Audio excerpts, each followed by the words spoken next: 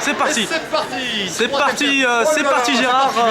Oh, c'est parti très très vite effectivement. Hein. On sent qu'ils ont envie de partir là. Ah, on sent qu'ils ont les dents longues. Hein. Ils ont les crocs comme on dit chez nous. Dans le jargon, on aime ça. Hein. On aime ça avoir des athlètes qui malgré les conditions météo bravent donc effectivement la pluie, le froid et même encore un petit peu de vent ce soir ici au stade de Saint-Maur. Tandis que non, je confirme, c'est bien une athlète féminine hein, de Montreuil. Si. Oh, c'est un mec, putain. Je vais me faire défoncer moi par Montreuil moi. Donc on s'était trompé. Mais un mec de toutes nos excuses, le staff technique donc audiovisuel s'est trompé. Voilà, c'est parti. 48 au 300. 48 au 300. 48 au 300, c'est un beau chrono hein, pour cette troisième série. Voilà. Ah là, on voit les athlètes arriver là, à la ligne d'arrivée avec la buée sur les lunettes. Ah oui. On sent que les conditions étaient vraiment difficiles. Ah, les conditions étaient très difficiles. Regardez, même les juges arbitres ont mis leur plus beau poncho pour assurer absolument les chronos et les starts. Respect à tous ces gens-là parce que franchement. Eh oui, il faut rappeler effectivement tous ces bénévoles de Saint-Maur qui sont là. Un grand respect, on les applaudit. Voilà, attendons, passage au 500. 1,25 pour le premier qui a fait le trou. Hein. Sera-t-il capable de tenir comme ça tout au long de la course? Il reste encore 1000 mètres. Il a déjà fait un bel écart, mais attention, rien n'est joué. Rien n'est joué dans cette troisième série. Salomon. Mais alors vous, Augustin, qu'en pensez-vous? Que pensez-vous donc de cette première partie de course? La piste était trempée et sur ces conditions c'est déjà un chrono. N'hésitez pas à parler dans le micro parce qu'on vous entend très mal. Hein. J'ai un très mauvais retour. Voilà, donc tandis que le Dossard 400 quelque chose, donc est parti seul, il a fait le coup. Et déjà à l'arrière du peloton, les visages sont marqués. Ah, les visages sont marqués, bien sûr. On se dessine sur les visages des athlètes.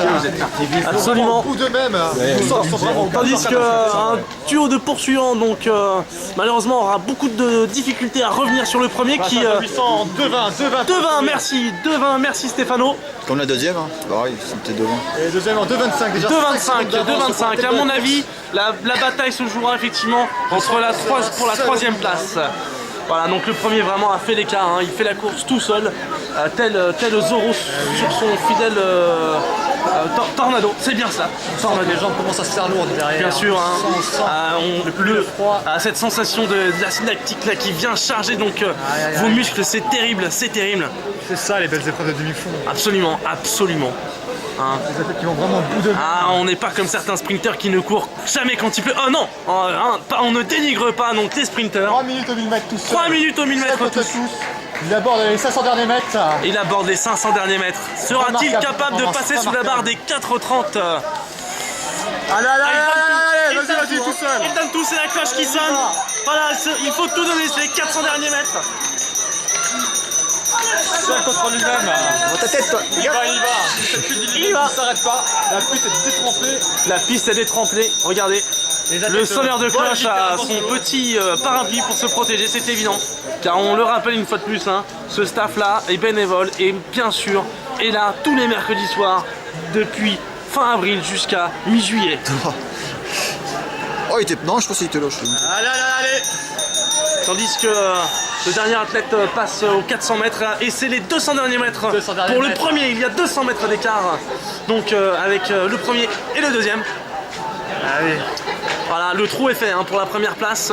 Il a du cœur, il donne vraiment tout. Il a du cœur, il fait le spectacle, il fait le show, il aime ça. Voilà, il nous régale dans cette troisième série. Oh là, attention, dans une athlète qui traverse la piste au dernier moment. Ah, il faut éviter ce genre d'incident, hein. C'est dangereux pour une athlète. Il le finit bien, mais les deux derniers, les poursuivants, le deuxième et le troisième sont là, juste là. Ils donnent tout, il faut la grimace, ils serrent les dents, ils y vont, ils tirent sur les bras. C'est pas facile. Voilà, ça s'est gagné en moins de 4,30. On n'a pas le chrono officiel, mais moins de 4,30. Donc pour le premier, effectivement, on était parti sur ces bases-là. Voilà, tandis qu'il pleut toujours.